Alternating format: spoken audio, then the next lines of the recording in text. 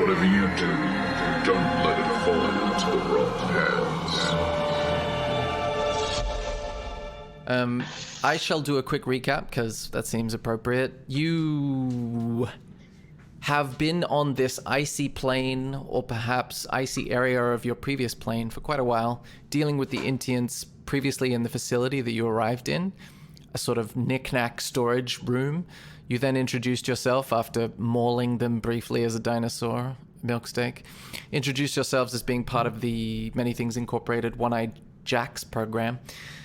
Detailed the fact that you had been on a raid of the Clockwork People's civilization when your outpost was attacked back at Many Things Incorporated, so you came back to find all your Intient employers missing.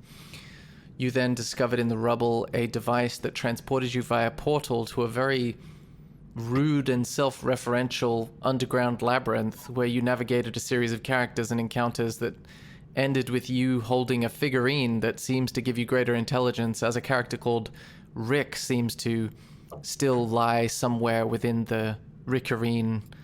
And from there, you left the facility after, causing some havoc while everyone else was sleeping in this Many Things Incorporated facility. You quickly escaped, met up with some other Intiants that appeared to be children, and they were being pursued by the designer, their unfortunate caretaker that you dispatched with, although he did manage to escape.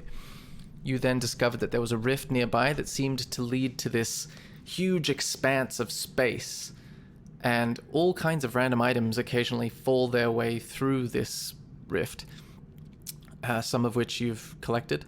Sometimes they result in enormous suburban houses being constructed by these children Intiants that are using it as a kind of runaway from home plan. You then met up with a series of other runaways, children Intiants that don't like to be forced to work to build seemingly magic items. You then defeated the female partner of the designer, actually truly defeated, and then went to see the Intient Children's Village, and they cheered for you ridding them of their overlords, although the designer is not quite accounted for. You then went down below, met up with Galahad on the way, who seemed to be a Many Things Incorporated employee who designs prototype items, and he was concerned about the prototype item falling into the hands of their main production facility and getting distributed widely, seemingly throughout the multiverse. So you tentatively agreed, after much toing and froing, to go with him. He turned out to be looking for something called Maldini's Silver Pack, which you discovered in the basement below this Intient child workshop village. Once you discovered it, you had an altercation with Galahad, which resulted in him fighting and then realizing the odds were against him and running away, vowing to return with more help and to subdue you, but that hasn't happened yet.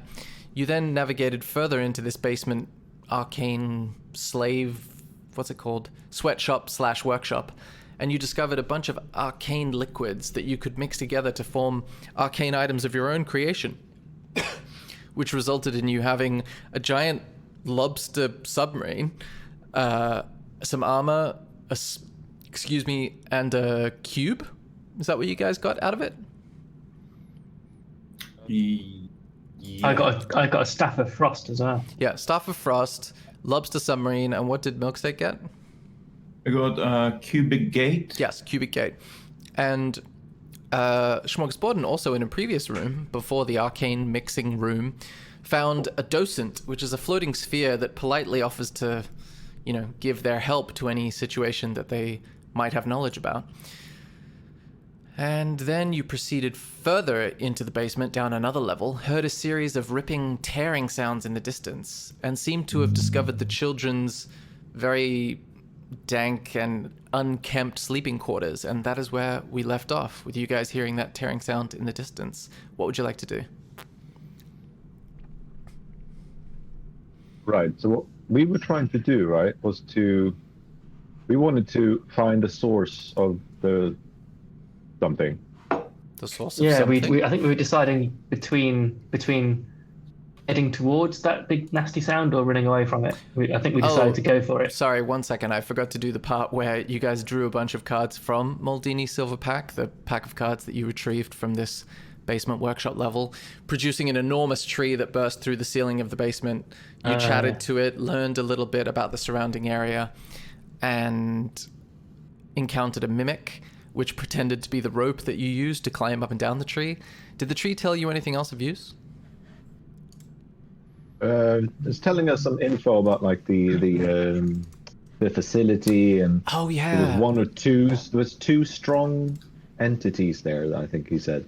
The rest are just bitches, but kind of like, I guess, designer level power or Galahad level power. So the tree told Good you memory. the tree Yeah. told you that the facility contained about 2 figures of that level of power, and the rest of them were minions. Yeah, and it also said that the soil in the basement that it erupted from was highly magically charged, and that's what caused you to go down here and investigate further, and eventually discover the room that allowed you to customize items.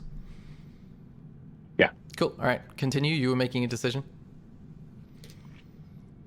Yeah. So shall we? I think we were about to open the door, and that's where we paused. Yeah, I think these doors here, right? No, Where no, are no. you? That's the Where are you? quarters. It's just down there. I think this one. Oh yeah, there's All right. double doors in the south of that office chamber where you checked in. What's the word? Tagged in. What's the thing where you stamp in as an employee? Clock in. Clock Clocking in. in, Thank you. yeah. You clocked in for Jim, I think, the guy that you rescued from the Yeah. top of the tree. Is that what happened? Yeah, just like give him some overtime pay. Yeah, You know, he nice. deserves That was very It thoughtful. was Jim. It wasn't Jim. It was Timmy. Oh, Timmy? It was like some I don't remember like his name. poor inconsequential name, but yeah, Jim or Tim. Go on. Yeah. I'll just let's just while we're here, chunk these doors open to see what's in here. You kick down the door, you see some very unfortunate sleeping pallets, followed by just like, it might as well be prison cells. They're like such poor sleeping arrangements inside these little rooms, all stacked side by side, and you can understand why the kids wouldn't really like being here, except for this room. This room seemed to show evidence of some plucky young Intient trying to tunnel their way out. And if you make an investigation check, Asker, I think, is the one that wanted to spearhead this project. I did do that. Oh god. Okay, damn with it. a 9, you glance at the wall and all the stuff that's been dug out of it, and you think, it's a strange thing to do. It doesn't seem like they've made a lot of progress in terms of making a tunnel, but maybe that's not what they were trying to do. You're not sure. I'll go inside then and have a little look around. Okay. As you get closer, you notice that the wall dividing 2 of the cells has been broken. So the person that occupied this room and their neighbor seems to have been collaborating on this dig into the back of the cell wall project. You also notice that, make a nature check for me. A what check? A nature, sorry. Nature. I thought you said an age check. Yeah, I What mean, the you hell could is also that? just tell me your age, just general information. With a 6 nature check, you realize you're out of your depth, and one of the druids would probably be best placed to help you with that. Hey, nature guys, I'm calling for. You hear for a your small druids. echo. Nature guys, nature guys, nature guys. What's going on? Make Are you? What's going on? Yeah, so something's up in here. Something's weird about why, like this tunneling stuff. What's happening? It's like soil and shit. You guys know soil. Full of soil. You can make a nature check, My favorite. both of you, or one of you can make a nature check with advantage if you intend to help Asker assess the soil. I can try. I make a nature check. Holy moly, that's a weird looking check. Yeah, why is it looking like that? It's I don't cool. know. I mean, Yeah, it's cool. it's just I like it. bizarre. Okay. It's breaking down the information. You must have rolled terribly. Yeah, you rolled a 2 plus 4. Okay. So Yeah. Milksteak proceeds to just look around and seemingly pity the poor residents of this little cell that would have had to sleep in there, and he becomes overcome with empathy. Whereas Smorgasborden examines the rock a little more closely, and with a 12, you discover that there is evidence here of precious minerals, as though there might be veins of gems or silver or gold. Like the clay composition in the soil indicates that it could be quite old, this patch of soil. So maybe you could find precious materials if you dug long enough. Yeah. Should we have a dig? Uh, I'm do we okay, have- actually. Do we have an equipment to dig? If you had or a it's just pickaxe, like- that would be helpful. Otherwise, you'd be dealing with substandard equipment. No, I don't have a pickaxe, I think. No, I don't as well. I mean, I'm Got a okay with shovel. that. We have. I mean, if you want to give it a whack, then you should. I'm just wondering why. Just for the gems. 'Cause we have a decent amount of money. We do. But I mean, if you want to take a shovel, because you're also the biggest person, so maybe your athletics or we whatever. can dig it as well. Because It won't take long. my athletics modifier is 0, so I'm not really that. I'm gonna have a quick dig with my shovel. At this moment, as you start digging with the shovel, just before you start digging, you hear like a door creak open in the distance, like. Do you continue to dig? What do you think? Wait, no, of course not. If someone is here, I don't want. Yeah, where did the sound came from? It appears to be coming from. Actually, make a perception check. All of you make a perception check. 12 for Asker. 5 I'm having a for nightmare. Milksteak. Wow, that's a really unlucky. I'm almost blaming the new format that the rolls are appearing in because Milksteak's rolls have been so low. Yeah, why does it look different? It's I weird. don't know, maybe it has been updated or something. I have no idea. Sorry, Sean, you said you were struggling or just rolling poorly? No, my mouse is just going There you go. crazy. It's closing things. I'm not using my mouse. 14 perception for Sean, 5 for Smorgasborden, 5 for Milksteak, and 12 for Asker. Okay.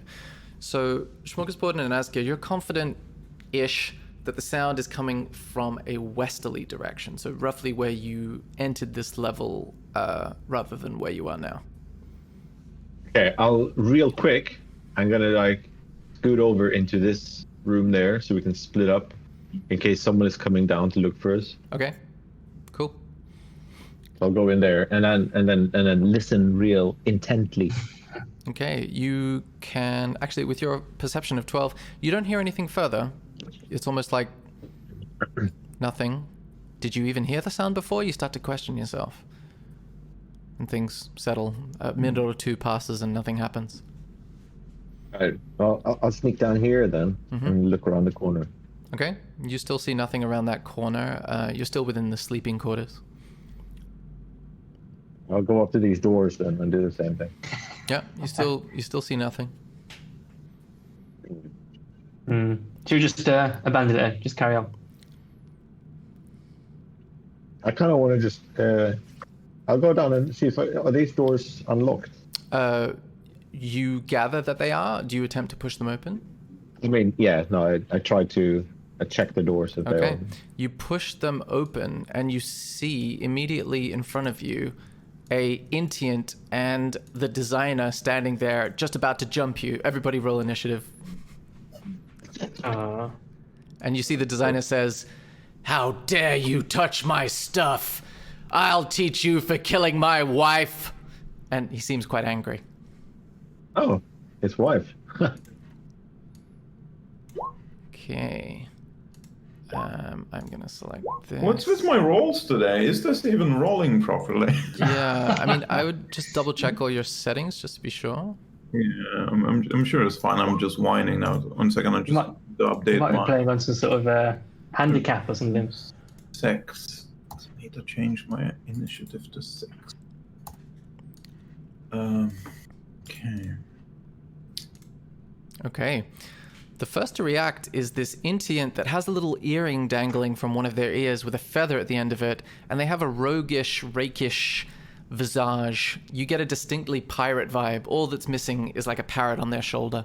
And they immediately lunge forward with reckless abandon. And they don't look as composed as the designer, not even slightly. And they are going to make a greatsword attack on Asker. Oh, sorry. I need to Try this again to make it more visible. Greatsword. Okay, so 17, does that hit? Yes. Okay, that is 9 slashing damage and 10 psychic damage. If you have resistance to either one of those kinds of damage, then obviously let me know, but otherwise that's 19 damage. I don't think I do, no. Okay, and then it's going to attack you again as it says, is this right, boss? Is this what you wanted me to do? Oh, with an 8, he seems too concerned with the approval of his boss and just swings wildly over your head, underestimating your rock gnome diminutive stature. That is the end of the pirate's turn. Asker, your opportunity for rebuttal. So is that the designer there? Yes, the one on the left. I can give you another looky-loo if you want. All right. Ooh. Yeah, he does look a bit grumpy in that picture, doesn't he? Classic Yeah. grumpy designer. What have you touched? What is it? What did you move out of place? I will cast polymorph on the roguish man. Ooh, the pirate. Okay. What kind of save do they have to make? Oh, nice. He's 16 wisdom. I was thinking he's probably the least likely to. Ooh, with a 13, Yeah. they fail. So what shape do they take? It's a little ducky. A duck, right? Let me see if that exists in the current... Oh, I'm sorry, there isn't. So I'll just have to improvise. So there's no actual D&D duck. So I'm going to remove it and then put a little square there so I remember. So there, the maroon rectangle is the duck. And I like to think it makes a sound as it turns into a duck. And Yeah, I like to imagine the same thing. it has 1 HP, so be aware of that. And it has an AC of 5 and a movement of 10 feet. So it's not overly competent, but we'll see. Is that the end of Asker's turn? I mean, I can do a little dash now, can't I? You can do regular movement, yes. Well, a dash. How far can I go? Well, can't your remember movement how- speed, what is your normal movement speed? Oh, because I was thinking if it's like an extra action, if I couldn't. No, your I guess movement it's your just- movement is always like its own separate its I own see. separate Okay, thing so- that you can do each turn. 25. Yeah, so you can move so 5 let's see. squares. 1, 2, 3, 4, 5. So I'll just move over here then. But the duck does get an attack of opportunity on you, so we'll see how that works. The duck is going to strike wildly at you in revenge. With a 13, they do not hit. So you just see them go whack, whack, whack in frustration and achieve nothing. Lovely. Whack, whack. Oh, it can't. The creature is limited in the actions it can perform by the nature of its new form. So it can't speak, cast spells, or take any other action that requires hands of speech. Oh, that's good. That's good. That's true. It definitely can't cast spells, but it can try to beak you. It just was not successful in its beaking. Of course. And so the moment the hit points goes to 0, it reverts back to its normal form. Yeah. But any excess damage. I just thought so the other guys know. So if we can avoid hurting the duck, Yes. Yeah. so we can just focus on Galahad. So we don't do any AOE stuff and then The designer, no. not Galahad. Oh, sorry, I missed that. Did you say I was just reading about my erupting Earth? What did you? Oh, that's probably not what you want me to do. I just caught the end of that, and it's like, don't do stuff like that. Why don't we want to hurt the duck? Yeah. Because then he goes back to normal. I want this so that's conversation not to his- take place because you're 10 rooms away. I want you to yell a little bit. Don't hurt the duck! But why? Won't the duck die when he die completely if we kill the duck? No, he goes back to normal. But any excess damage. Oh, okay. Yeah, so I'm glad Okay. we're having this conversation several times. there you go. Is that the end of your turn, Asker? It is correct. Smorgasbord's turn. You've just had a yelled duck conversation. Which has changed my turn entirely. Actually, wait a second. What's the 20-foot radius? If I did it here, The duck is the red square, right? You'll also have to assume a lot of this because all you heard from Asker You're is he like said, double "The baddies, they're here, and one of them's a duck. Don't hurt that duck one." So you probably have to go and find out what's going on. Yeah, so I can't attack from here because he's not in my line of sight. Is that right? Yes, I can't you're in see a anything. tiny room, so you need to use Yeah, your yeah, yeah. movement to get somewhere Okay. helpful. Okay, so I will go here. That's probably more than your 30 feet of movement, but if you use your action to dash, you could get there and even into the next Right. room if you 10, wanted to. 15, 20, 30. 30 is about there. Can I see from here? No, where were you, above Milksteak or south of him? I think I was here. Okay, so 5, 10, 15, 20, 25, 30. There is where you could get with 30 feet. That one there. Here. I'll show you. Oh, you can go There. diagonally. Oh, okay. Yeah, diagonally is still one square. Okay. If you want to use your I see him action, from you can here? move further. You can see nothing because the doors are closed and you're in a corridor. Okay. But you can see Asker I'm looking just out of gonna- breath after running away. Oh, actually, sorry to interrupt here. So I didn't realize I could move diagonally. So if I was standing here and I can move 5 squares, then I could have gone here, right? Yes, that is 1, accurate. 2, 3, 4, 5. Can I change this now? I didn't realize. Yeah, that's so- fine. You can end up there. It affects nothing. Cool. I think I'm just going to stay there. Just going to wait. Well, otherwise you're using your action for nothing. So that's fine if you want to just take your time, but I'm letting you know within your action economy of resources, you haven't used your action yet, in inverted commas. So you could prepare a spell like buff Asker, you could heal yourself, that sort of thing. Okay. Does anyone need healing? Could you be on Overwatch like in XCOM? Oh, you Is can that a also thing? hold your action. So if you want to try, like in the Overwatch style, you could point your magical fingers at the door at the end of the corridor that Asker just came through and hold the action to attack any baddies that come through it. And then if that happens, then you suddenly jump through the initiative order. Oh, that's pretty cool. Joe, do you need to cure wounds? You've just been attacked, haven't you? I don't know if I'd call it. yeah. Oh, yeah, he has been, yeah. I have 13 health left, so I'm glad that he missed the second sword swipe, or he would have just cut me down straight away. I feel like you should have more health. I have 34. Oh, yeah, fair enough. This is decent amount for a little rock gnome, but if someone runs up and does 19 damage, then Okay, I'm going to cure your wounds. hooray!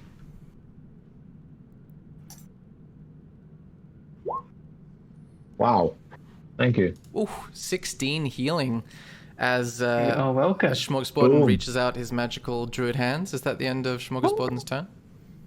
Yeah. As you guys stand side by side, shoulder to shoulder in the corridor, bravely running away. Brothers in arms. Next up is the designer's turn. Bravely bold Sir Robin. Yeah. You hear the designer say, "You will pay for disrupting my workshop. Where are you?" And he's going to try to step through. So that's 5, 10, 15, 20, 25, 30. Your wife died like a bitch. Make a intimidation check.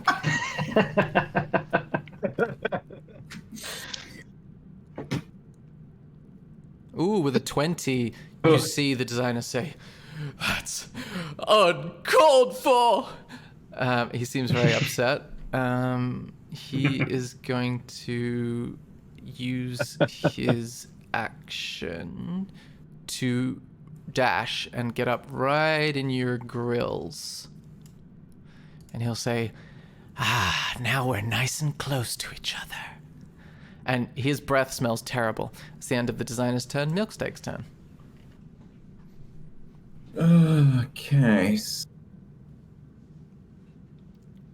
What would happen, just a question now, if, say, Arunas turns into a bear or a snake, and then he goes up and eats the duck? It would, I mean, if he did it non-damagedly, then there'd be a duck in his stomach. but that'd be pretty tricky to do. But if he managed to do even 1 damage, then it would suddenly become the normal-sized creature inside the snake, and probably do damage to the snake, and then probably kill the snake. So it would be like that Ant-Man and Thanos theory then. A little was the idea that he would shrink down and go inside him and then get big. Yeah. Oh, it's been a while since I've seen it, but yeah, possibly.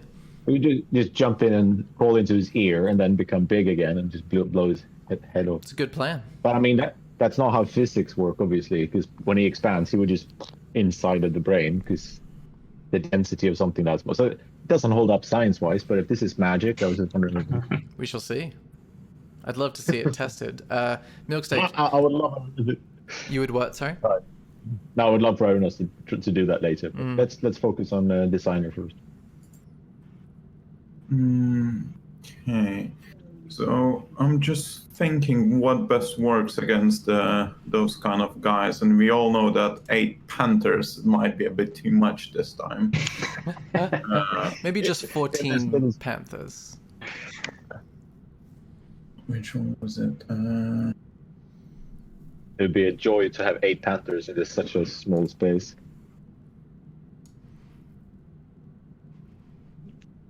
Okay, so where was it? Sorry, guys. I'm gonna summon 2 tigers. Ooh. Do you want me to get the icon for you? Yeah, somewhere. Just regular tigers? Yeah. Okay. You don't want to summon them behind them. Oh, wow. Well, actually, no. I actually can. So, how many feet I can go? I can go how much my character walks? 25. So I should be able to walk 5 cubes? No. Yeah, five squares. Yeah. So, You can make it to like 3, here. 4, 5. So if I'm coming here, and I'll summon 2 tigers just behind his back. Okay. They're gonna need to roll the initiative now. Oh, your spell says they roll initiative? Yeah. They separate entity. Okay, cool. I mean, you can have it as a 1, so it's gonna be easier. Or You summon these 2 tigers. They emerge from the black void that you summoned behind the designer, and they go, "Rawr." Is that the end of your turn? Do they do anything? And they wait until their turn, right? so they're gonna need to wait for their turn. Yeah. Obviously, I'm gonna turn myself into something slightly bigger, and I think it's gonna be a something. Where was it? Giant constrictor snake. That's what I'm gonna become. Okay, I think I I'm have a snake that again. already. It's gonna be. Oh, that's not what I want. Wait for it. I'll get it. There it is. They're pretty big, so you're gonna take up most of the corridor. Do you have the stats for the giant constrictor snake? Yeah. Cool. Yeah, I do. Great. I will. Yeah, you take up more space than even the tigers, and that is the end of your turn. Yeah. Okay. You see the pirate/ducky is going to walk through and bump into the tiger and try to attack the tiger as it tries to follow and continue with its scheme. With an 18, it manages to hit the tiger, doing 3 damage to the tiger as it bites down on the tiger's claw. And the tiger goes "Rawr," and seems to be very angry at the ducky.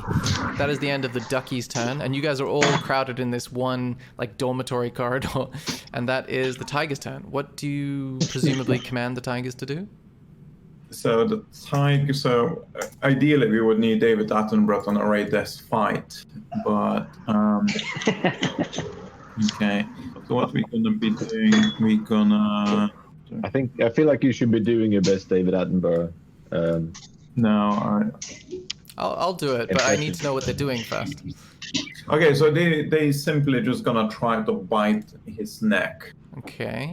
They're No. flanking him, so they get advantage. I will say... The first tiger leans forward as though it's going to rip the head off of this creature. But with a 19, it hits for 7 piercing damage. I'd love to hear David Attenborough saying that. 7 With a piercing 14. damage. Yeah, 7. As the fangs sink deeply into his scapula, and then the next one misses with only a 16 to hit. So, actually, they roll with advantage. So click again. With an 18, the other tiger actually hits, doing 13 piercing damage. Wow! And you see the designer start to take stock of their situation and think, "This is. I mean, I'll kill you." Is that the end? That's the end of the tiger's turn, right? Yeah. Asker's turn. Okay. So I'm gonna cast mirror image. Ooh. I'll just do this so that you can you can see.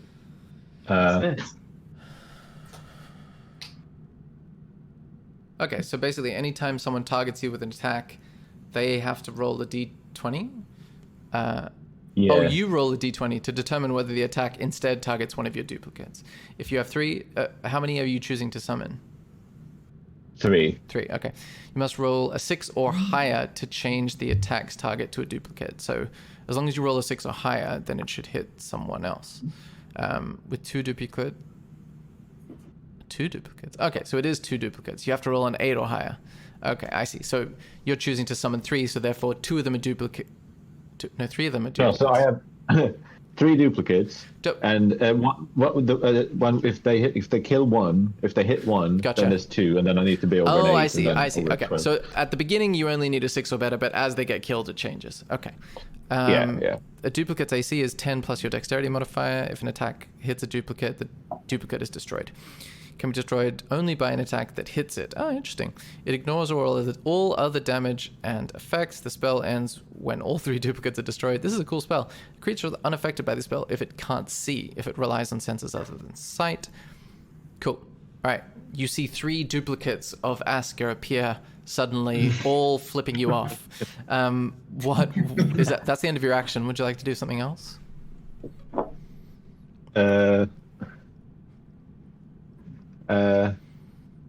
Yeah, I'm gonna tell him. She screamed as I cut her head off. Wow. I mean, he's already pretty shaken from the first thing, but he seems to be strengthening his resolve as he looks at your duplicates and says, "Oh, interesting. How would you feel about being melted down and turned into an item? I quite like that trick. What would you say to that? I'll pay you handsomely." Say, I hope you don't run like a bitch like last time. Oh, you'll pay, quadruple man, you'll pay. Is that the end of Asker's turn? Yeah. Smorgasbord. I just want to make sure he does. I don't want him to run away again, so I'm trying to egg him on a bit. He seems quite peeved. That's Smorgasbord's turn. Right, I'm going to send something just so you can have a look at because I don't think I know what is going on. If it's ice knife, I'll laugh heartily. Wall I of want to ice. I want to use a wall of ice using Okay. my staff of ice or whatever it's called. As in, that's And one of the it spells creates that your 10 staff can cast? Yeah, yeah. And it can do like 10 10 per square, d6 cold that's- damage. Sorry? Yeah, but that's all of us in the area. Well, we don't know. You can do it in all kinds of shapes. You can form it into a hemispherical Yeah, dome or a sphere. think- You can shape a flat surface up to 10 feet square panels. Each panel must be Oh, so it's contiguous. up to 10 feet. Sorry? Okay. Oh, it's up to 10 feet, so Yeah. it's not 10 Yeah, feet. 'Cause that's what I'm thinking. I was basically, There I are was no going to ask if I could just focus on him only and not kill us with it. Yeah, you can just draw lines. Each line has to be 2 squares long, and you could have 1 or 10 lines. It's up to you. So you just draw with the pen tool. You can access the pen tool with the menu on the left, like Photoshop, and just tell me where you want the walls to appear. There? Where? You're not drawing anything. Why not? I should have. Can you not see a purple thing? Oh yeah, now I see it. Oh. Okay, you're going through his space. Is that the idea? Through his face, and then across here like this. Is that But each possible? one has to be 2 squares long. You've just got 1 square long, so it would technically go through the tiger space as well. Do you see what I mean? right, Because you've only okay. done each has to be 10 feet long.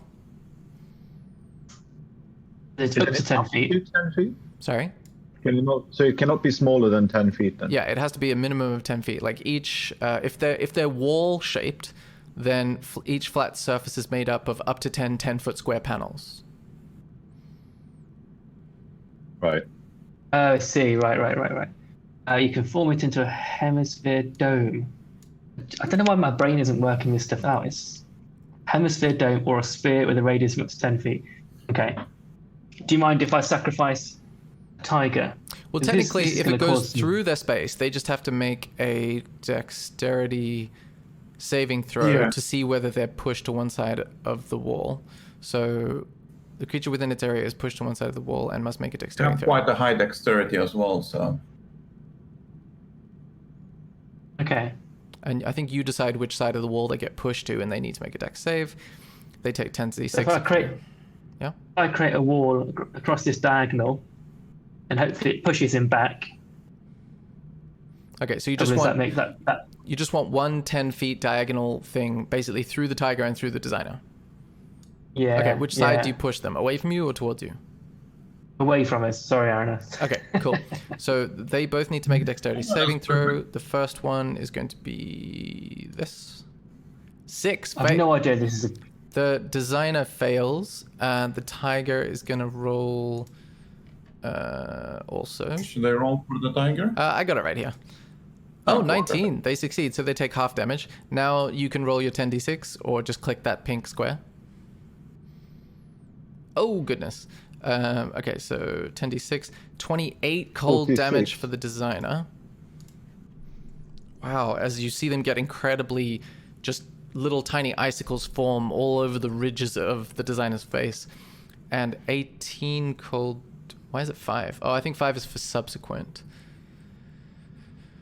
Yeah, moving through the sheet of frigid air for the first time on a turn makes a constitution saving throw. Okay, so half of that is 14 to the tiger.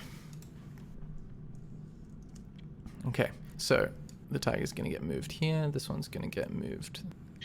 Is this a good idea? Why just doesn't think good or bad? I can't work it out. Well, you've certainly I'm not quite separated sure either. yourself. I feel like there's now a wall between us and the guy with Simon. Okay, so yeah, a Well, wall appears. The intention was that we could still cast spells through the wall, right? We could still get to him. We could still attack him. Is that right? No, it's 1 foot thick, so if you have a spell that needs to see them, then no. And it lasts for up to 10 minutes, or just how long you concentrate. So you can drop it anytime you want, but that's what it is at the moment. Okay. So I basically just sent him down. That's just going to get Vulnerable to battered fire, reducing a 10-foot section of wall to 0 hit points, destroys it, and leaves behind a sheet of frigid air in the space the wall occupied. Okay.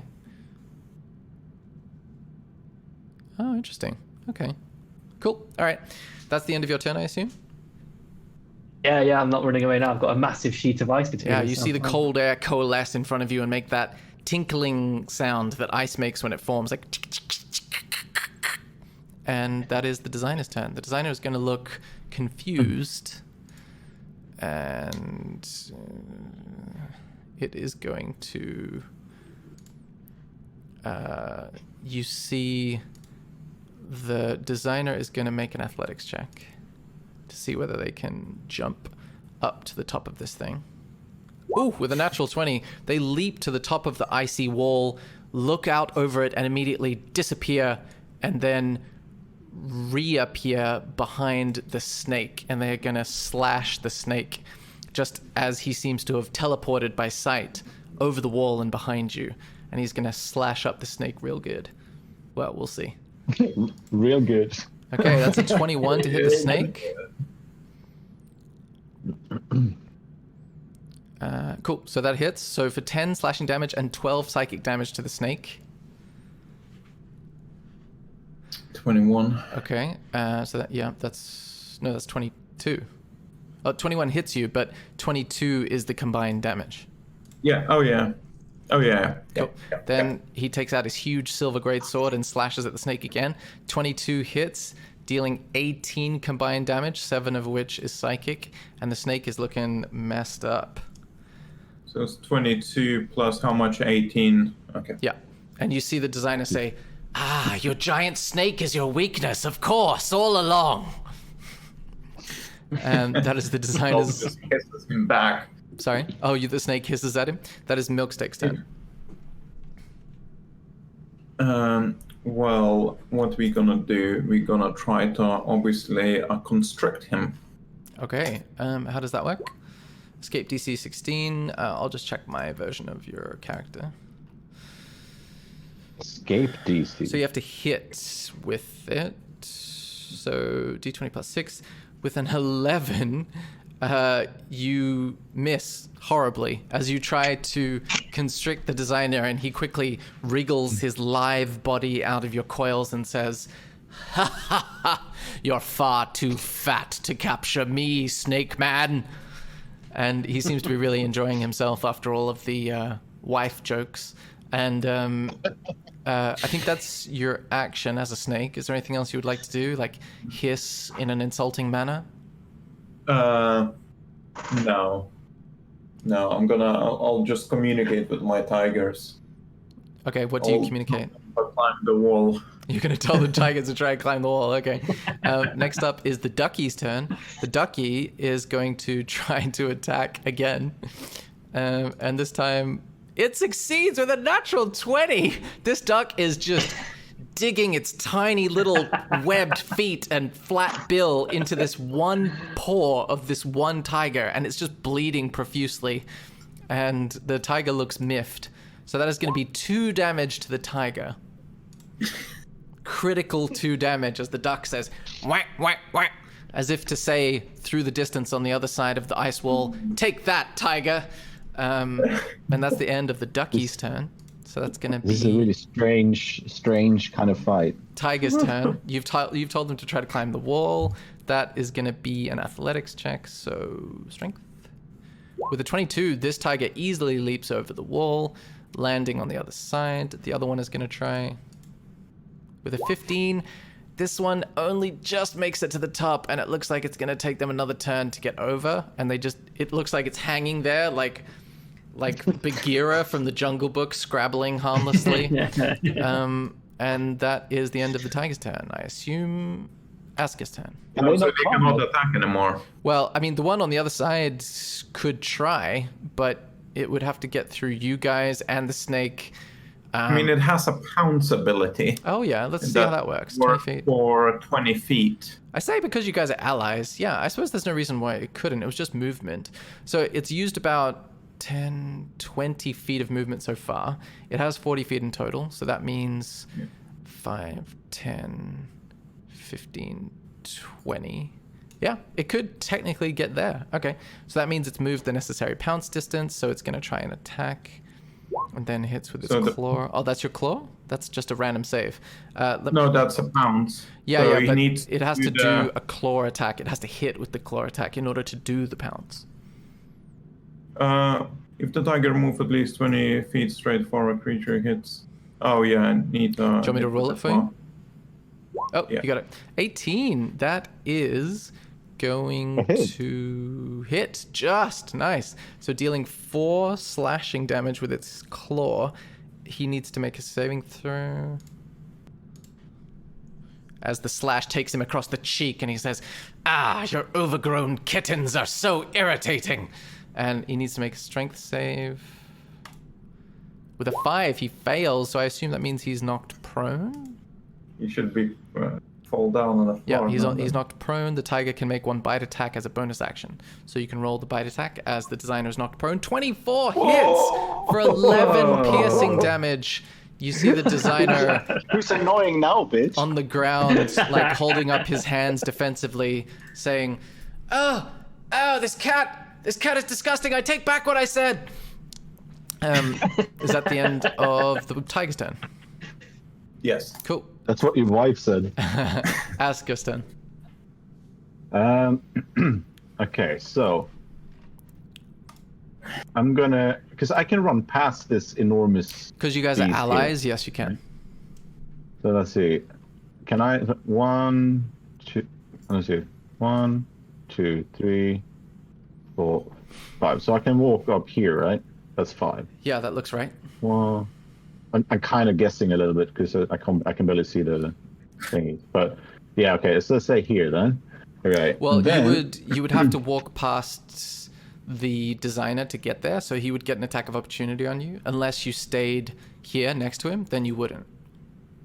Isn't he on the floor? Yeah, one of the prone doesn't prevent you from taking opportunity attacks. It just means you're on the ground. Like, you can still sword someone if you're on the ground. Right. And oh, actually, so they would have disadvantage to hit you because they're prone. So they can take an opportunity attack. It's just less likely to hit you. All right, cool. Yeah, I'll go over here then, and he can get his attack of opportunity. Okay, let's see. Because there's me and my duplicates anyway. Oh, true. Yeah, all kinds of things protecting you. So that's a 10 and a natural 1 with the 10. So no, he misses horribly and seems to like sprain his wrist and say, "Oh, that's a heavy sword. Oh, I forgot about that." Okay, you're. Did he get? What's up? Did he get an attack of opportunity because you walked past him? Yeah, if you go into someone's melee range, however big that is, 5 feet, 10 feet, and then out of it again, then you get an attack of opportunity if they choose to take it. Okay. Cool. What does Asker do? Okay, so I am gonna cast lightning bolt. Okay. The giant snake needs to make a dexterity saving throw, as well as the designer. Just because it goes in a straight line, and there's no way to hit the designer without also hitting the snake. All right. With a 4, the designer fails horribly. And Sorry, Snake. I thought that's why I positioned myself here, because I was thinking then there's nothing in between. I didn't realize you would pass through as well. Well, I think, let me double check. If you send me the text of Lightning Bolt, let's make sure, because, you know, I'm a GM, I'm not infallible. So give me the text. I'm pretty sure it's a straight line of 30 feet or so. 100 feet long and 5 feet wide. Yeah, it's a straight line and it's incredibly long. So there's no way to, like, cut it short, basically. Okay. I see. Cool. I thought I had like 100 feet range. Oh, okay. Yeah, its range is 100 feet, but that's also the compulsory distance. Yeah. I didn't realize. Cool. So that means 28 lightning damage to both the snake and the designer. How do you want the designer to die? Oh, nice. What? I killed him. Oh. And also, how do you want the snake to die? Because they will both die. I want the designer to like he's gonna like his life is gonna flash him by, and as it does, he's gonna realize that, oh shit, she never actually loved me, and then he dies. You see the look on his face and says, he actually thinks about that, gets really sad, and you see his face rally as he grimaces, and his furrowed brow seems to encourage his mouth to say, "Thadoon, I will be with you soon." And then he goes, and he dies. Wait. And the snake, I want the snake to have like, you know, like the Mission Impossible rope, but from the rear. It's like, yeah. and then as it gets to the head, it's just like, and then as the kind of like a fire snake thing envelops it, and it's just, and then Arunas is just like. He's there. You see him like, what's that guy from Jurassic Park? Jeff Goldblum style, leaning sexily on his elbow. However, the sexy milk steak / Jeff Goldblum does take 8 lightning damage as the damage for the attack carries over into your druid form. Apologies. That's fine. Now at least you've all done it at one point or another. Yes. I was all set for a all right, so epic battle than that.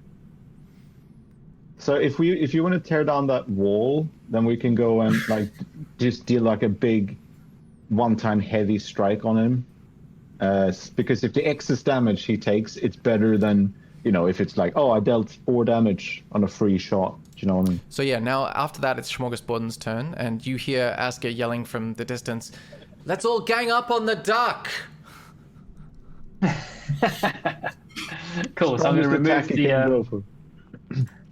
I will remove the. How do you take away? You just drop concentration. You just tell me that you stop concentrating. Oh, on the wall. However, once you stop concentrating on the wall, I should warn you that it leaves behind an icy field that causes damage when you walk through it.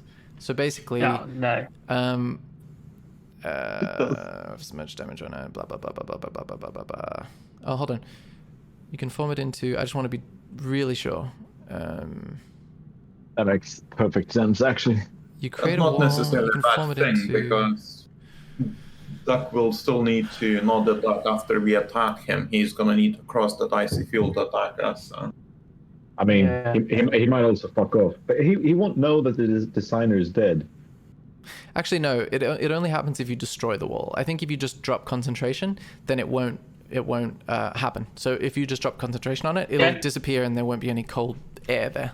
Cool. Yeah, I'll do that. Cool. You drop concentration and the icy wall disappears. How do I remove my shape? You're doing it. I can get rid of it, yeah. Cool. Dropping concentration is not an action. I think it's just something you... I was going to say, is that an action? It's like a bonus action. So what would you like to do? Did you say not to go and fuck up the duck? No, it's just that if he takes excess damage that you like his actual person, instead of doing like a moonbeam or a punch in the face on the duck, we might as well take this opportunity to try and deal loads of damage because he can't do anything. Because it So- carries on over into his... Yeah. Mechanically, the way you would yeah. do it is you would go up to the duck and hold your action to attack when all of you were there. Then That would be kind of cool. that and then we just would be you all doing it at the same time. Yeah. We do that then. Okay, so you And go. in the meantime, yeah. You go up to the duck just there, and I'll say you hold an action to attack it. Yeah. Cool. Next up is the designer, who is dead. Next up is Milksteak. Where I am now? Who is gone? Who's missing? Oh, yeah, let me get your actual icon back 1 second. There is Milksteak. Okay, so... We're basically do what the Ghostbusters do with all of our streams at the same time. Taking down the Stay Puft Man. So... Classic Gonna start with- Ghostbusters. Yeah, what's up? And so, what we doing? We all holding the action, or just? Asker is yelling from the distance, "Let's all attack the duck at the same time!" So in order to do that in D&D terms, you go up to the duck and you say, "I hold my action until we're all ready." Yeah, cool. I'm gonna do that. I'm gonna go to the duck and I'm gonna hold the action, which is, should I say which action I'm holding, Yes, or just a action? technically you do have to say. I assume Sean is Okay. holding a spell or a hit with a sword or something. Yeah, I'm gonna hold a Blight. that one thing. Blight. Okay, nice. Cool. And what is Smorgasbord holding? Yeah, I was going to do Blight as well. Nice. Is that excessive? Is this guy tough? Yeah, let's do it. No, fuck it. Let's just fuck him up. Okay. Yeah. That's the end of You're gonna Milk's have a turn. rest. Next up is the duck's turn. He is going to attack Smorgasborden. Whack, whack, whack. With a 6, the duck misses horribly and falls on the ground and flaps its wings to get back onto its feet. Next up is the tiger's turn. Tigers will hold the action as well. They're gonna hold the bites. Okay, I'm going to move this tiger over to the other side because it makes it easier. And we'll move that one over there. Cool. They're going to hold an attack also. Cool. Next up is Asker. So, okay. 1, 2, 3, 4, 5. So I can go down here so I can see him, right? That is accurate. You can see a small yellow duck in the ground of the corridor. It's about to get fucked up. Oh yeah, he's not gonna enjoy this at all. I'm gonna hold my action. Oh, or so if everyone is holding their action now, if I just attack, can everyone else attack at the same time now then? Yeah, Is basically, that- because you're the last person to be ready. When you arrive, Yeah. you all release your actions. So let's just have Asker go first because he was the last to get there. Okay, cool. I'm just gonna, because I'm running out of spell slots, so I'm just gonna go with a level 2 magic missile, which I always need to read this. I'm sorry, special 2 or higher. 1, so that is 4. So 1, 2, 3, 4. Oh my god. Okay, so 2 damage, 2 damage, So 2 damage, 11. 5. So 2, 4, 6, 11 force damage in total because you release 4 bolts. As this duck is pummeled with force bolts, it immediately becomes the pirate-looking Intient, and you hear it like expel air as if it's been winded as all the force bolts pummel it in the gut. And next up to hold their action is Schmogsborden. What would you like to do? So I rolled my blight earlier. Oh, you did. DC 14 Constitution saving throw. So with Blight, you just release the spell and it has to make a save against it, right? Is that what the text says? Yeah. Yeah, I think so. Cool. It rolls a 19, so it saves. Ooh. So then it takes half damage, I assume? Yeah. 15 necrotic damage as you release this beam of black energy and watch the skin of this pirate-looking creature crackle and age in front of you, although it's only half of its body. But he looks aghast at his rapidly aging skin and says, "My beautiful, beautiful skin!" And that is Milksteak's turn. Yeah, I already rolled it as well. He needs to do the same save Oh, yes, that is true. or take 49 damage. He makes the 49, save that's- oh. again, so he is going to take 24 damage. How do you want Yeah. him to die? Yeah. Just like Benjamin Button. Okay, he rapidly becomes an old,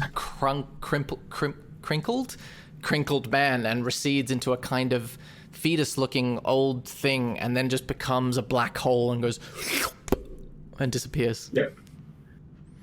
Nice. Good job, guys. That was weird, but great. All right, I definitely didn't need those the mirror images, but it's kind of a cool spell, right? I felt like That's a cool stuff.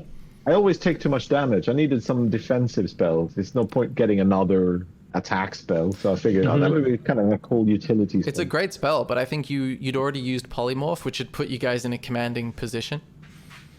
Yeah, I just felt like if I've been taunting him, he might just run up and start swinging at me, and 2 swings at me, and I'm probably dead. It was So I quite felt like, close. yeah, no, I didn't want to take chances. Nice. I thought the designer would hang around a lot longer as well and be more Yeah, I get. Was he still? be stronger. He must have been still been damaged by last fight or something, because he didn't take that much damage at all. Well, you also get the sense that all the Intians you've seen, although they were very impressive with their kung fu when the Pentadrones raided the outpost and stuff, they're quite lithe. They're not very substantial. They're more like fast and strong, but they're not very hearty. Definitely not. Right, I'll go and check his body then, see if there's any cool loot. Okay. That he left Make an behind. investigation check. Oh, with a 7. You find fuck me. the obvious stuff, an enormous silver greatsword, and you notice that it has like literal precious silver coating the outside of it. And your arcane knowledge tickles the back of your memory with stories you've heard of silver being used to kill werewolves more effectively and vampires and all kinds of things, and just the fairy tale child in you gets a little excited. Here, can anyone use a big ass sword? Can you, Sean? I think so.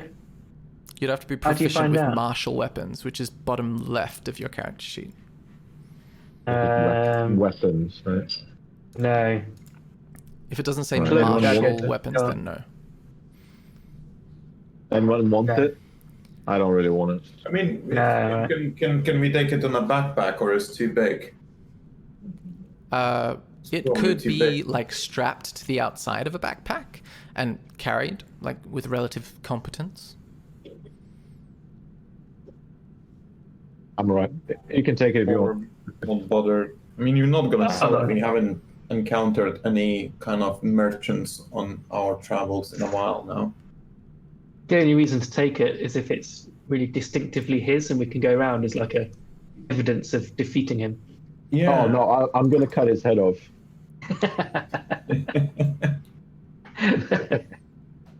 It's lighter. Yeah, I mean, yeah, and I want to. It might come in handy, I mean. What's Yeah. the duration on your tiger summoning, Milksteak? And also, you can describe, if you want, how you decapitate him to take as a trophy, if that's your next course of action, Asker. Yeah, I'll take his sword, actually. Okay, you have a silver greatsword. It should and be then I'll- a D&D item. A silver greatsword. Yeah, I'll just use it to chop it off. Okay, you can either make a medicine or attack. No, strength or medicine. Those are your checks. Athletics or strength. Sorry, athletics or medicine.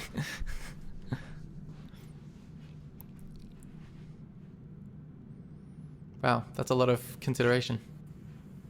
Oh, I rolled. Oh, you did. With a natural 1, you think that the base of the neck has got to be the weak part, right? And you slash down and hit his sternum, and it just bounces off, and there's this huge cut, but he's no more decapitated than he was at the beginning. And you get that ringing feeling through your arms, like when you hit a metal baseball bat against a tree, and it just reverberates through your body. Can I try again? Yes, but you do it with disadvantage now because you've got jelly arms. Okay, with a 7, you manage to begin hacking through the larynx area, so it's a little bit easier to get through, but you're starting to sweat already. It's going to take you 30 minutes. How hard can it be? What do I need to roll to chop a head off a person who's not even Well, alive? I mean, if you've ever cut a body into pieces before, it can be tricky. It's just going to take you a little while. I mean, I have cut a body into pieces. I know. I cut the head off his wife a couple of hours ago. Yeah, I think you must have been in more tip-top shape then, because this has taken you a little while. But you're halfway through. The rest of you guys can just do your own thing while he slowly just gets more blood spattered across the front of his body. That's good though, because when Galahad returns, I can be all blooded and just hold the other guy's head off and throw it at him and say, "Fucking come at me, bro." Yeah. That would be great. I want that. Classic situation. All right, I'll keep chopping, and you guys can go do your bits. You're also, So I should remind you, you're a tiny rock gnome holding a sword that's twice your height, so it's kind of awkward to wield. Yeah, I'll just take my knife instead. I'll use my knife. Okay, it clatters to the ground, and you just get more precise and start soaring. What was that, Milkshake? Oh no, I was just saying, yeah, tigers should already disappear. Oh, okay, they're gone because it lasts for a minute or something.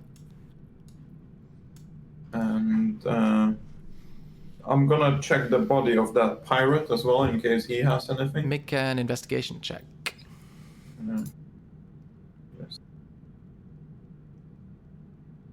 Oh, wow. With a 22, your first good roll of the evening, you discover that he has a money pouch with 25 gold pieces inside of it.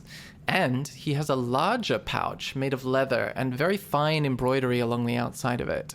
And it appears to be quite big, and it has a certain warmth to it when you hold it in your hands. And it's like a big I'll take it. leather pouch, yeah.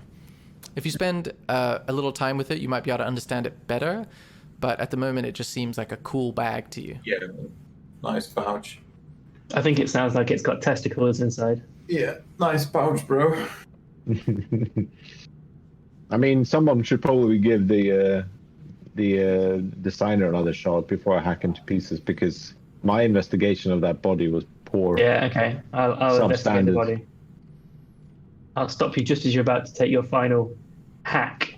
Okay, make an investigation Whoa, check. wait. Okay, with a 7, you are a little disgusted by the insane. blood and partially cut off head, and you kind of do a pretty shitty job of checking his pockets and kind of averting your gaze because you don't want to vomit, and you don't find anything helpful. But by this point, you do have a head, Asker, so that's something to be excited about. All right, so I'll take some. I don't know. Is he wearing a belt? Yes, a sword belt. Yeah, I'll take the belt and I'll sort of make a little, so I can carry the head on sort of on my hip. Yeah, kind of thing. as a tinkerer, you do that easily. You now have a head dangling from your belt. Sick. Okay. All right. So shall we proceed down to here? Do you guys need a rest, or should we just? I desperately need the rest, yeah. Okay. Should we? Yeah. Okay, I'll take first watch. Let's bar this door. If you want to bar the door, you can make like a survival check. Okay, with a 9, you find some wooden pallets in one of the dormitories back further into the corridor, and you drag them over to the door and just prop them up against the door and think, that'll make it slightly more difficult to open. If nothing else, we'll hear them when they open it. Yeah, and when Milksteak comes over to join you, he props up the wooden pallets against the door in a more angled 45, and he thinks to himself, yeah, that should hold. Because I'm thinking if Galahad... Okay, so whilst those guys can go and rest, can I spend my... can you do something while you're on watch, or do I need to be like... It depends what you're doing.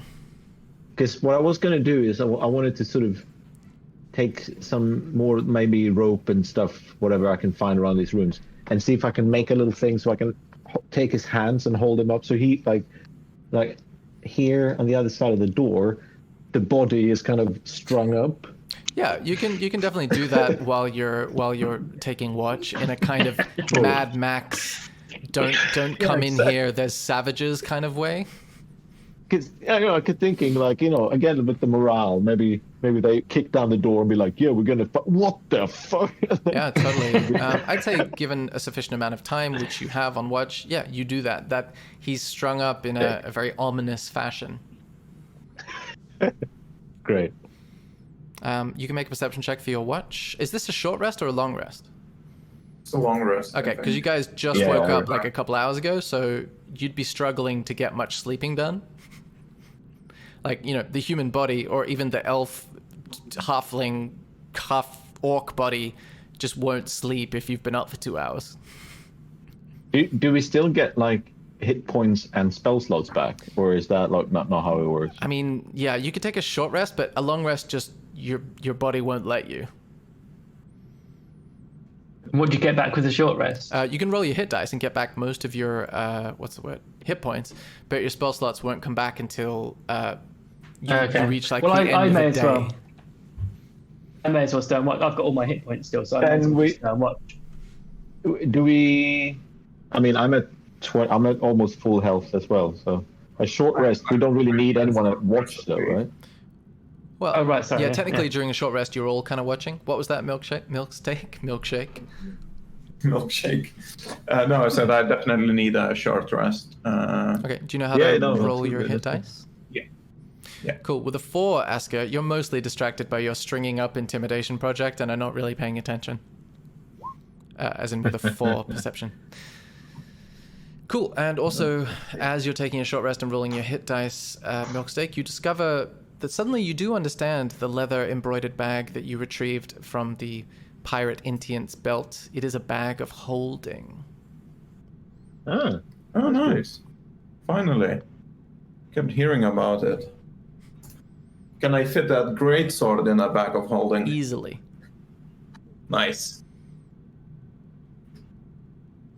I feel like maybe he has something good too. Just no one has really bothered properly checking. We just mutilated, or I mutilated his body, and then we fucked it up. Fine, I'll check it as well. Okay, make an investigation check.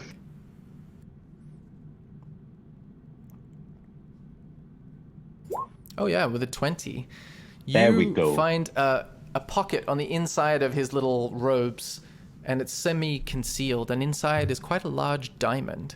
The diamond is worth roughly 100 gold pieces, and you would all know that diamonds are sought after by arcane and divine practitioners for their use in casting certain spells.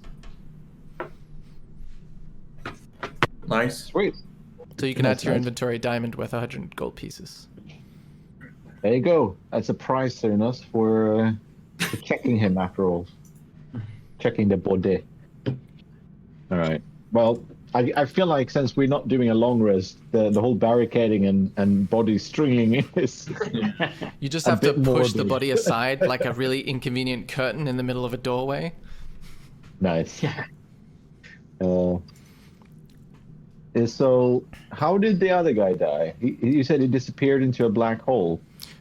Yeah, that was the description. So he Benjamin buttoned into like a singularity and then disappeared. Right. So there is no body that we can fuck up. Well, there was stuff, Just but clothes. his like Oh, just his his stuff. organic matter disappeared, but his bag of holding and his like clothes remained. Right. Well, shall we press on then? Now when we have our health back, Yeah. just leave this door open so that the strung up body is clearly visible for anyone following us down here. That's the key. Yeah, it's like the one thing that matters. Okay, so walk me through it.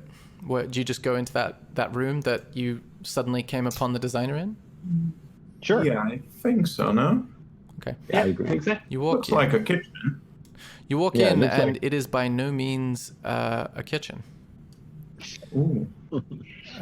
It seems to be a weird laboratory. You see two tall, wide cylinders made of glass on the eastern wall, and then two coffin-looking wooden boxes attached to a machine and cables and copper coils on either side of the cylinders on the east wall. You then see a generator on the north wall that seems to be attached to this series of apparatus. A bunch of jars in the center on a table appearing to contain clay, soil, water, elements from nature, and a couple of other powders you don't recognize. Two double doors, one set of double doors on the southern wall, another smaller door in the southeastern corner, a staircase in the southwestern corner, and two more doors on the western wall.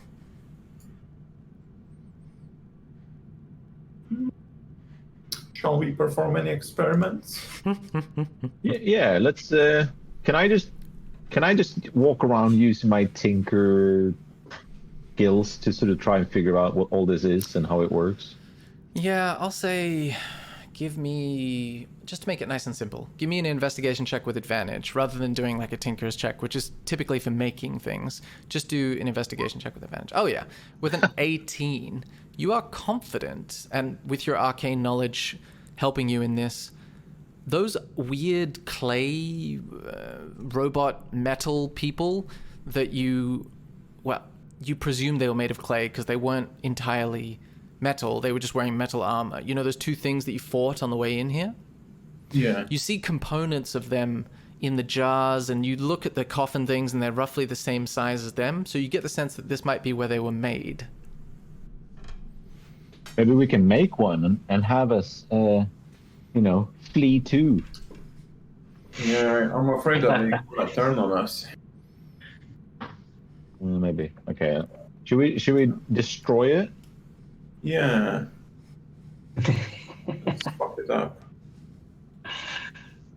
Yeah, right. Let's Is try it- it. Can you use your tinkering skills to figure out how to sabotage this whole?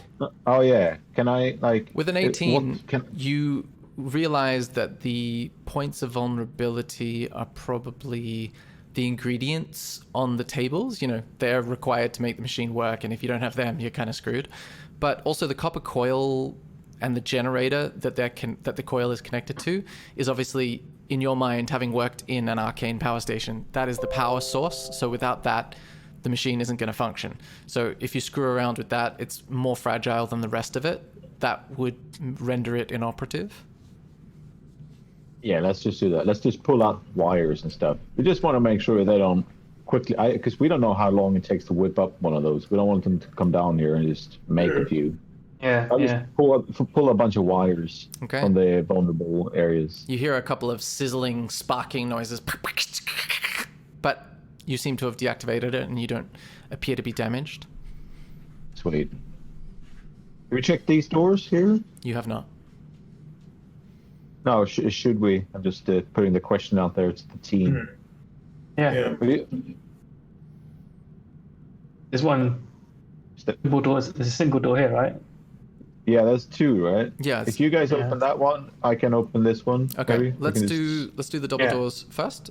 You push open the double doors, and inside you see a study filled with books along every wall, and a desk in the center, and a series of items on the desk like scrolls of parchment, quills, an abacus. It seems to be like a little man cave / study. What would you like to do? just Look try for to loot. investigate if we can figure something out. Is there any clues Yeah. or? Well, I mean, or maybe loot? make an investigation check, both of you. Sick. Oh wow, with a 23 from Milksteak, and I assume Smorgasborden is not investigating. Oh, 3 investigation. Ooh, right. Smorgasborden just thinks to himself, "This would be a nice place to get away from it all, you know, just kind of de-stress." And Milksteak, you notice that a name seems to come up a lot on the spines of the books around you on these bookshelves. And it rings a bell because that's what the designer said just as he died. He said, Thadoon, I'll be with you soon. And you see the name Thadoon, like TH''DOON, in a bunch of the titles on these books on the wall. And you take one down and flip through it. And you read snatches of information that you understand. Some of it's in common, some of it's in a language you don't recognize. But the bits in common say, it pleases him for our items to be distributed widely. We must increase production. The more that is released, the more chaos can be sown. More I knew these Entians were up to no good. So I can also speak Druidic and Orc. Does that help? It is neither of those languages. All right. But good looking out. I Yeah. speak Common, Draconic, and Gnomish. I can have a look and see if any of those. If they call you over, I will firstly reveal that you opened the door, and inside of it is a dark that's right. room. If you go further in, I can show you more. Can I stealthily sneak in? So in case there's a big ass dude here, I'm not just like. Yeah, give me a stealth check.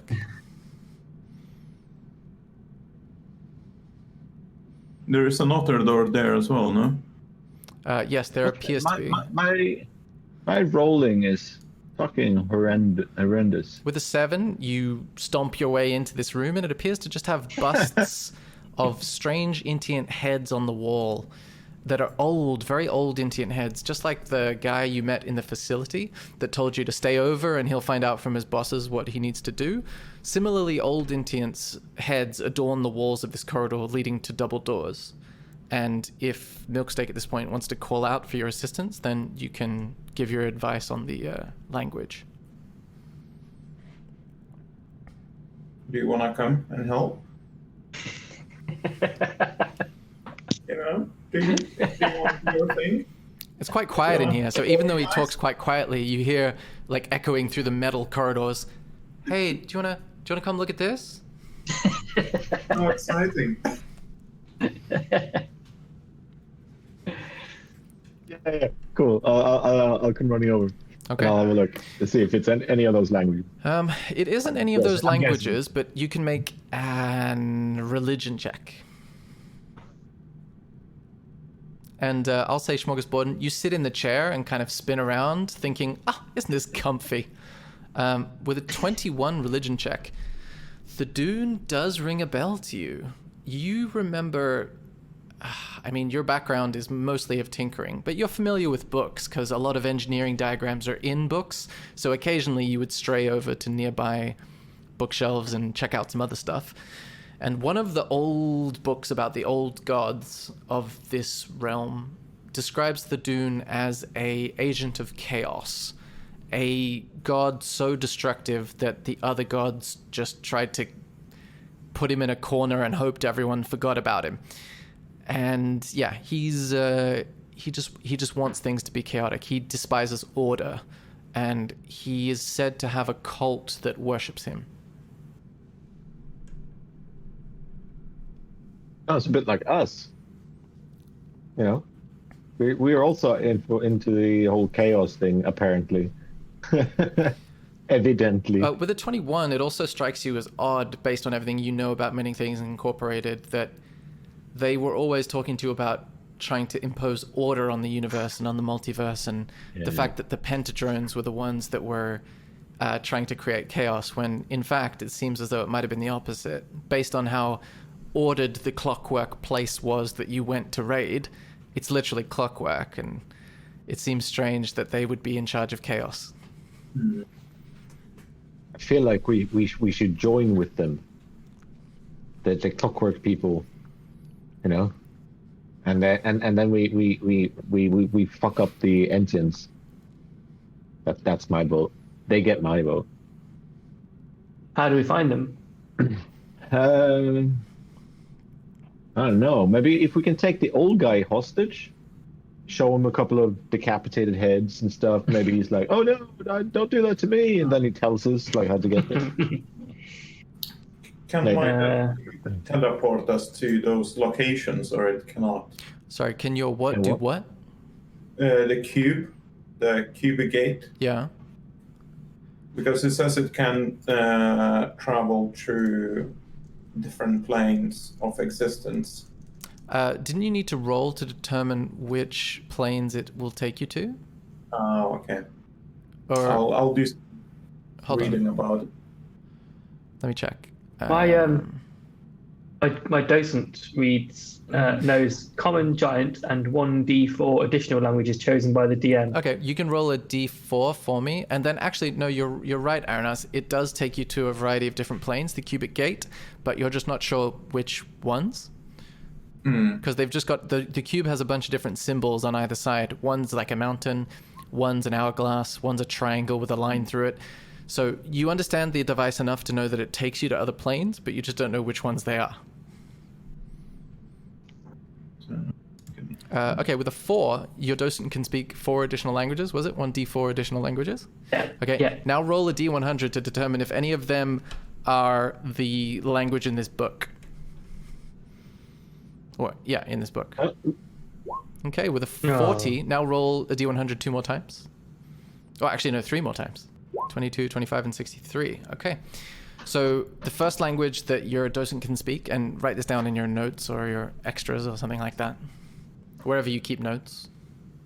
And you see the docent pop up at this point as you're talking about it and say, "Oh, do you need something translated?" And I like that he's British. yeah, It makes me happy. jolly good, master. So have you got your notes up? Yeah. First language is Sylvan, Sylven or something. The next language is Infernal. Mm-hmm. The third language is Primordial. Mm-hmm. And the fourth language is Grung, Grung.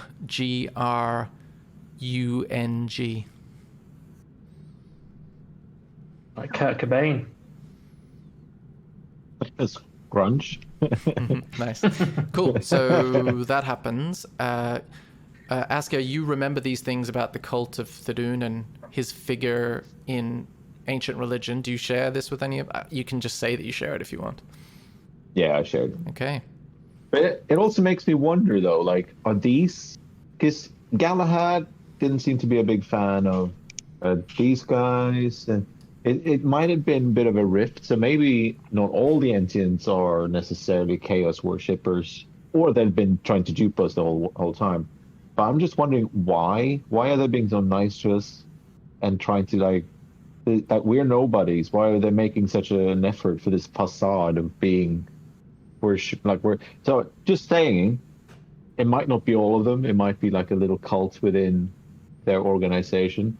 So I'm just saying this because in case they show up and we're like, okay, we can't kill all of these, maybe we can sort of deceive them by saying we found just the splinter cell of evil chaos cultists in your midst, and so we fucked them up for you, kind of thing.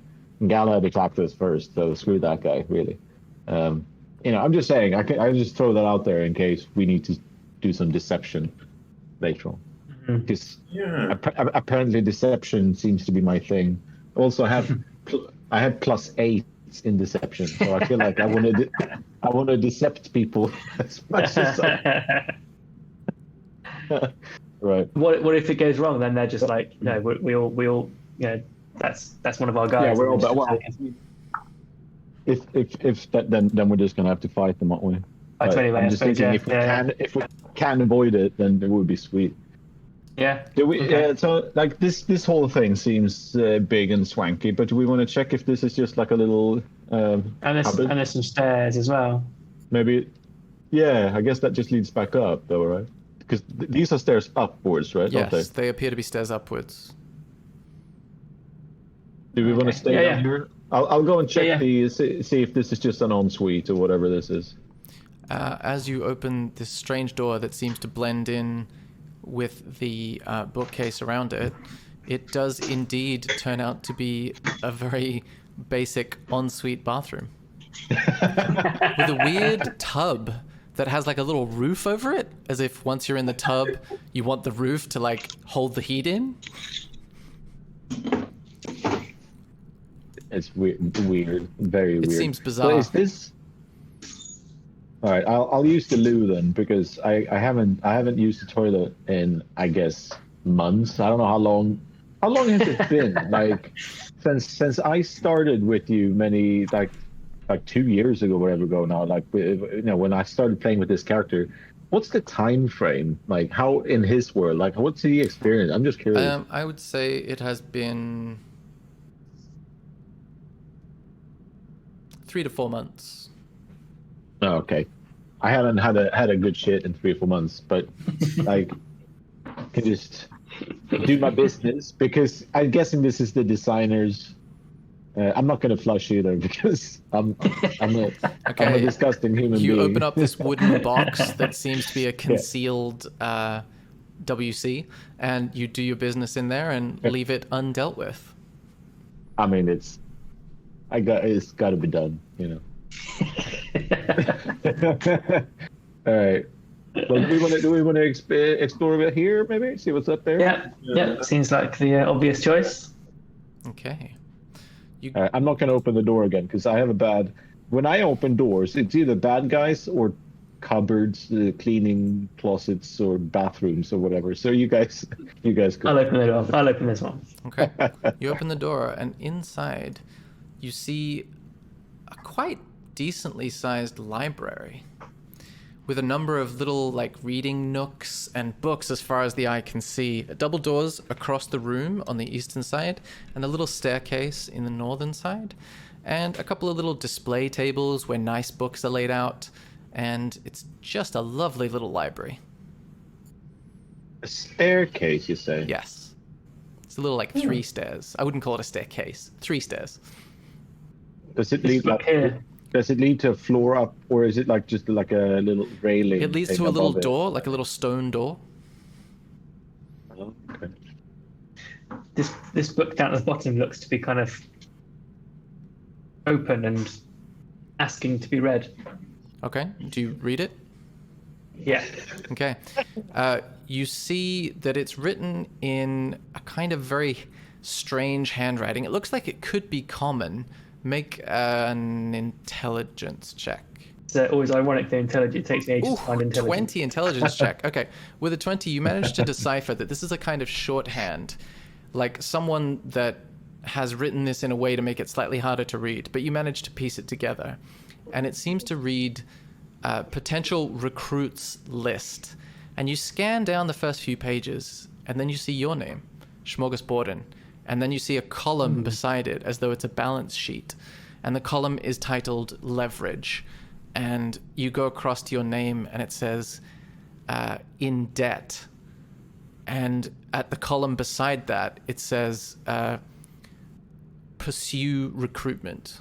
And you see a bunch of other names with similar like status indications and weird words listed under leverage, and you see Asker's name, and you see Milksteak's name in there as you just scroll through these pages of, it's like an accountancy book, but of people.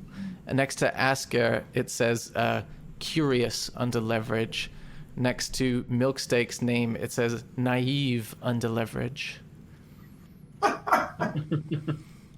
Okay, so They clearly recruited it. Like they did this on purpose, then, right? They just want people. These one-eyed jacks are just assholes. There's one more. There's one more column at the end, and it says magic items per day estimated, and it says like 3 to 4 distributed, 6 to 8 distributed, and you just have to imagine what that means. I guess it's the missions completed, catching things in cards. Yeah, Yeah. these guys are assholes. You know what? I kept thinking, were we just being really fucking dumb, running away from that place in the into the snow? Did we just mess up what could have been a wonderful adventure with these people and and we just Maybe what if? farting around? However, yeah, I mean, I'm more and more happy that our instincts are good. You know what I mean, guys? Like we know when shit's amiss. We don't. You mean the people we put in the barrel? Is that the place you're talking about? Exactly. The Yeah. sauerkraut and all that. I feel like Yeah. I'm proud of us, guys. We've been doing the right thing all along. All right, so let's find the old guy and cut his head off as well. I think. I'll I'll sneak up here and see if I can. Like you said, it was a stone door. Mm-hmm. No. Yeah. Should I try to open it just to see what's up there at least before we continue? I don't. In video games, I always do this because I don't like bad guys to come from here, kind of thing. I don't want to backstab them. I Mhm. I'll mean, check this whole tunnel, it might lead all the way back to where we came from originally started as well.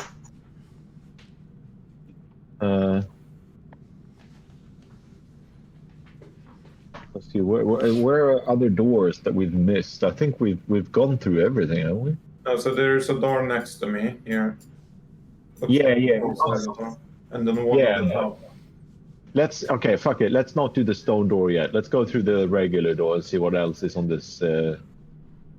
I think the stone door first, the top one. Okay, okay. Just in case they're not gonna flank us by. Yeah, no flanking, please. I'll try it. I'll try the door. Okay, this room, just to give you a sense of the contrast, this room that you're in smells of paper and old books, and it's just redolent with that aroma that you've all become familiar with, even with your small interactions with books and literature. But as you push this very well-engineered stone door, it seems to swing lighter than it should be, given it's a big stone slab. And beyond it, you see a very well constructed little mine shaft that hooks to the left about 20 feet down. Oh, okay. See where it's going to. Let's investigate completely. Yeah, Whatever's gonna connect to that, yeah. Whatever this tunneling thing that we're trying to do. Yeah. Okay, you see as you turn left that there is a little mine shaft, and along the ground there seems to be a number of precious gems, like a handful of sapphires and emeralds just loosely collected on the ground. A couple of pickaxes lying around as though this were a place where the Intians were trying to extract precious gems. And the pickaxes that you see on the ground look way smaller than they should. So for children, are they a good match for me? Yeah, I mean, that would be a pretty good, comfortable pickaxe for you to use, yeah. As would the Hey, half-fling milkstick. I'll pick one up then, because having a pickaxe feels like one of those things that is good to have. That's a D&D item, so you can add that to your inventory, pickaxe. Sweet. That item. Do the same. Pickaxe. Is that two words? Pickaxe? No? I'm not sure. I would try it both. It should come I up. think it's one word. Oh, it's just pick. Oh, there you go. Gear, adventure, gear. Yeah. Oh, yeah, big miners. Yeah. Dish. And in this corridor, this little mine shaft, little mine area, the scent of paper is gone, and the scent of freshly broken earth and that dampness of being deep underground hits you in this little mine shaft. I'll venture in a little bit further and see if there's anything else. Okay, make an investigation or perception check.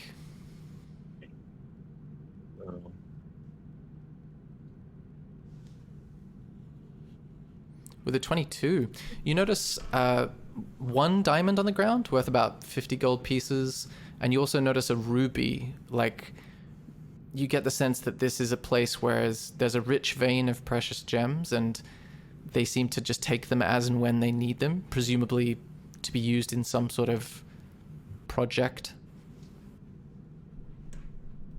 Okay. So a ruby, what's it worth? Just so I guess I can make a note. The ruby doesn't usually need to be measured, but let's say 50 gold pieces. 50 GP and a diamond 50 GP. That's it, yeah. Cool. All right, yeah, I'll just pick those up. Right, and this does it end here then? Is that?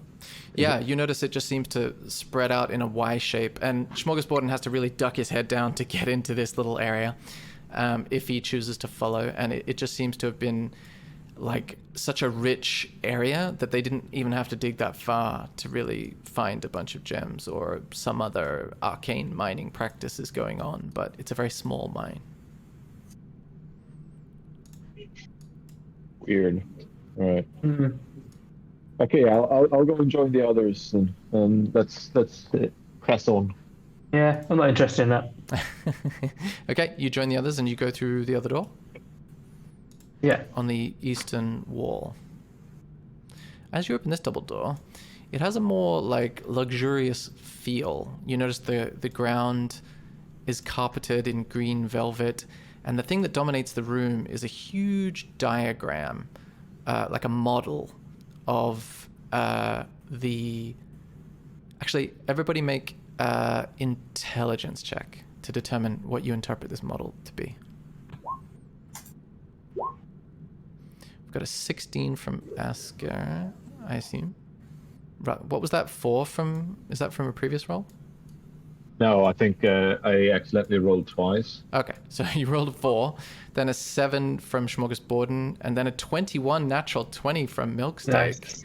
Okay, so you recognize it instantly, Milksteak, as being a very similar, but not exactly the same, as that model of planets, or maybe something similar to planets that you saw way back in the mage's hideout, the place where you found the cards. But earlier on in your exploration, you saw a model of all these different spheres rotating around each other. But this one looks different. This one has a different sphere in the center, and all the others seem to be rotating around it.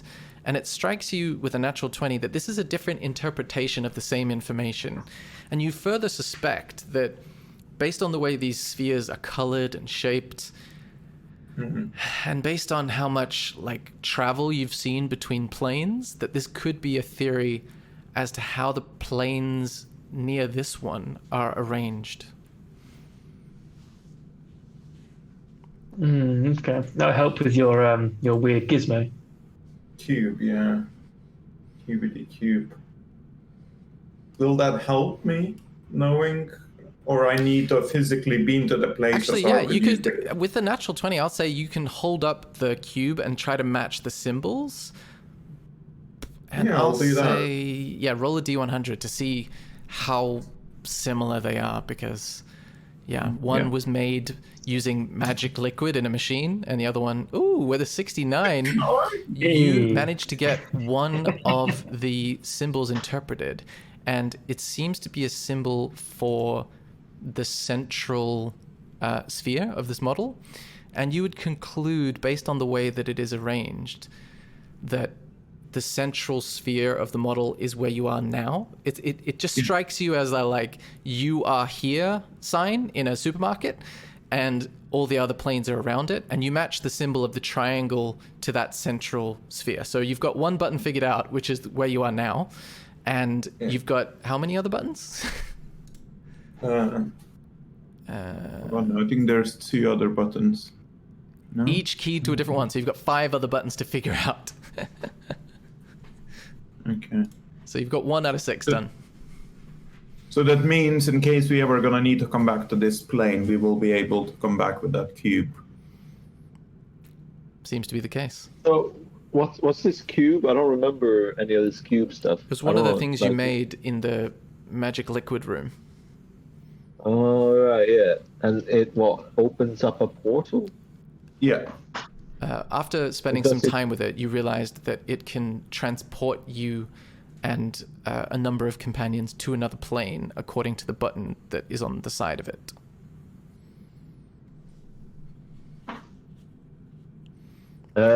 Right. Is there anything else for me who did a sweet a natural 1 on my intelligence check. Can I find something in here that I understand what it is? Okay, well, with a natural 1 on trying to understand the model, you just find it completely boring. So you start looking at the books around the room and think, ooh, books! And you start flipping through the titles, and you realize that maybe that's going to be more interesting. So if you want to examine the books, you can make an investigation check. Yeah, I'll do that. Oh, wow. With a natural 1, you think, fuck books. And then you go over instead to the only other thing in the room, which is a giant, well, not giant, 10-foot wide notice board on the eastern wall. And it shows a diagram similar to the model, and you think, ugh, model again. But the model seems to show a number of, it's drawn out on the notice board, and it's got a bunch of arrows with the word like drop point next to it. And it's pointing to a bunch of different spheres drawn out, and it just says drop point at a bunch of different places on a bunch of different spheres.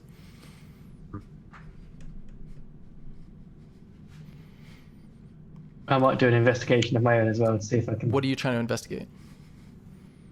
The books. I'm going to see if they're Cool. anything Roll I can read. investigation check.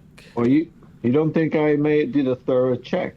Well, you're insulting me, sir. Again, intelligence. Where are you? Okay, with a 10, you settle upon a quite large book, quite close to you.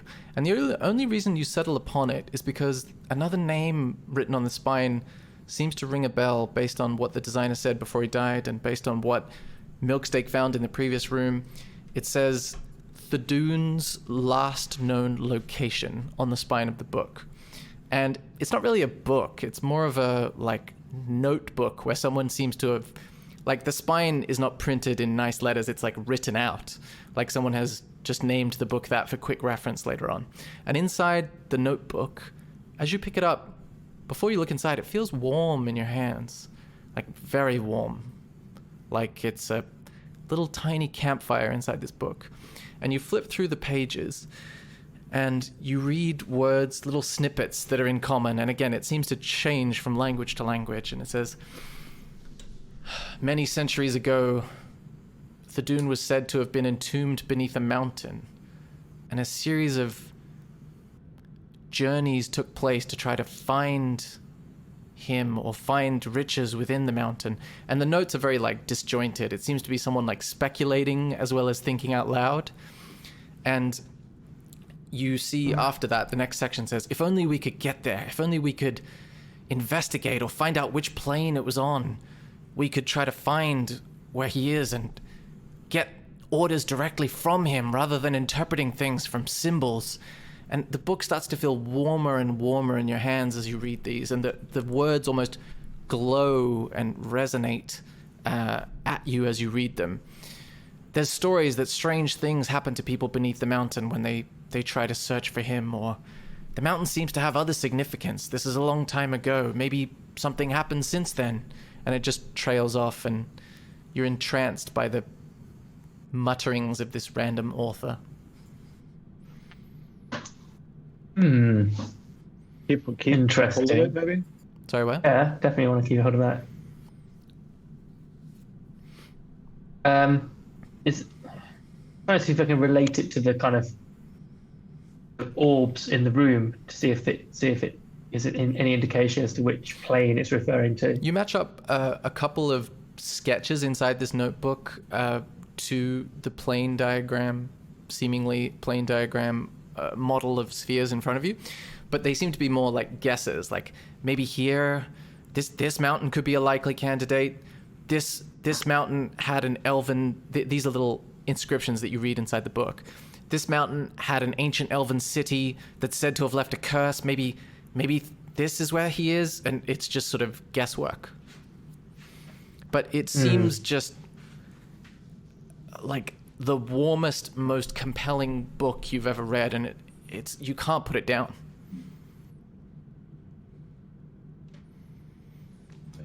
So maybe don't keep it. It feels dodgy. Make a Arcana check, Asker. based on your understanding of the arcane. With a natural 1, you just think to yourself, 3 natural ones in a row. yeah, that's crazy, to be honest. That's crazy. Yeah, you think to yourself, it's probably fine. I mean, it is a bit warm in here, but even though it's not, it's quite cold in there. And yeah. Should I do a check too? What? Oh, you can do an Arcana check if you want to try to figure it out. Okay, with a 13, yeah, I mean, you understand the arcane more as how it expresses itself in nature, but this feels distinctly arcane to you, and especially the words, "if only we could get there." Those in particular, just like a song you can't get out of your head. Should we take that book and just put like in the bag of stuffing? Holding. Bag of Yeah. holding? Yeah, I think we should definitely keep it. It sounds interesting. Because if we're gonna find that guy, I think we're gonna need to find some kind of allies. You know, if it feels like we might be a little bit out of our depth. We just discovered that those guys are evil, so. And now we're gonna go fight a god of chaos. Which I'm sure I would be besties with him. Yeah, I feel like I like him more than I like these noobs. Yeah, they're just followers. They're not leaders. Exactly. You know, like they should just go up like, dude, we should just rule together, kind of thing. And instead they're being like, where is he? And like, I don't know, like I don't like him. They should. I vote for let's go back to the main house, knock on the door, just kick it down. And fuck them up. I mean, they've proven, they've come at us a few times now, and you know, how many heads do they have? Do you know what I mean? Like, because I got 2. At least 1 each. Okay, so is there They have anything no else in tigers this as well. room? You can make a perception check if you want to check the rest of the room, Milksteak. Okay, with a 6, you think to yourself, it's another library. It seems kind of library-ish. And there is no exits here or anything. None that you can discern other than the one you came through. Yeah. Do we burn it? Yeah. I mean, if we're done here, is what I'm saying. Like, I Can think that's some sort. I think the kind of globe things are some sort of key. Yeah, so the only thing before burning the shit down. let's try, why don't you try and figure out the rest of the symbols? Well, I was thinking of just taking a note of how everything is positioned here, and scribble on a paper somewhere. Of Can I do the that? glow, the sort of sphere diagram. Yeah, Yeah. with all the symbols. Yeah, and you everything. can totally write it down and add it to your inventory, like a sphere model diagram. Yeah. Yep. Seems to me like a bit of an Uncharted puzzle. Yeah. Yeah, I suppose it might. Yeah, probably be good if we can figure that out. If we kind of walk around the room and it might align. Oh, yeah. You can tell I've literally just finished Uncharted 4. Shoot a. Can we like shoot like an arrow on each of those balls to see if they. Model from the underground. And as you take a moment to reflect and sketch out this model of the spheres, Smorgasborden, you're still overtaken with thoughts of this phrase inside the journal that you read, even as you gave it up to Milksteak to put in the bag of holding. Something about you wants to go get it back and read that phrase again. And Asker, you're consumed with thoughts of vengeance upon the facility that you just left, and that is where we'll end the session. Dum dum dum.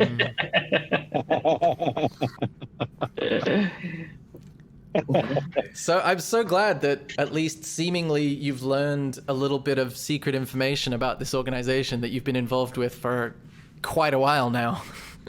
Long time. Yeah. Yeah, I'm sure there's It's been been plenty of times when we've missed out on clues or I didn't mean, understand. do you remember when we visited that Clockwork place? Even then, we started to have some doubts on Yeah. what are we doing. Thank you so much for listening to the podcast. If you have any suggestions or any ideas that we should incorporate, things you want to hear more of, things you would like to hear less of, just let us know at thewronghandspodcast@gmail.com. So THEWRONGHANDSPODCAST @gmail.com.